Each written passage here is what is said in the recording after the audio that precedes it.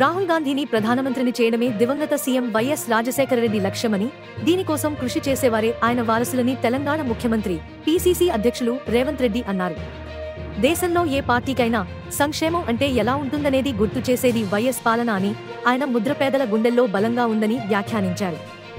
6 గ్యారంటీలకు, రాహుల్ గాంధీ పాదయాత్రకు ఆయనే స్ఫూర్తి అని అన్నారు.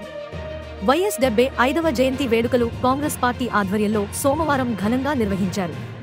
ప్రజాభవన్, గాంధీభవన్, సీఎల్పీ కార్యాలయాల్లో వైఎస్ చిత్రపటాలకు, పంజాగుట్ట సర్కిల్లో ఆయన విగ్రహానికి CM Revanth Reddy, deputy CM Bhatti Vikramarka, మంత్రులు శ్రీధర్ బాబు, పొన్నం ప్రభాకర్లు పూలమాలలు వేసి నివాళులర్పించారు. వీరితో పాటు తదితరులు పాల్గొన్నారు. ప్రజాభవన్లో రాజశేఖరరెడ్డి ఫోటో గ్యాలరీని సీఎం ప్రారంభించి తిలకించారు. ఎన్ఎస్యుఐ ఆధ్వర్యంలో గాంధీభవన్లో ఏర్పాటు చేసిన రక్తదాన శిబిరాన్ని ప్రారంభించారు. ఈ సందర్భంగా రేవంత్ రెడ్డి మాట్లాడుతూ, తెలంగాణలో కాంగ్రెస్ అధికారంలోకి రావడానికి వైఎస్ స్ఫూర్తి అన్నారు. రాజశేఖరరెడ్డి జయంతి సందర్భంగా 35 మంది నేతలకు కార్పొరేషన్ పదవులు ఇచ్చామని తెలియజేశారు.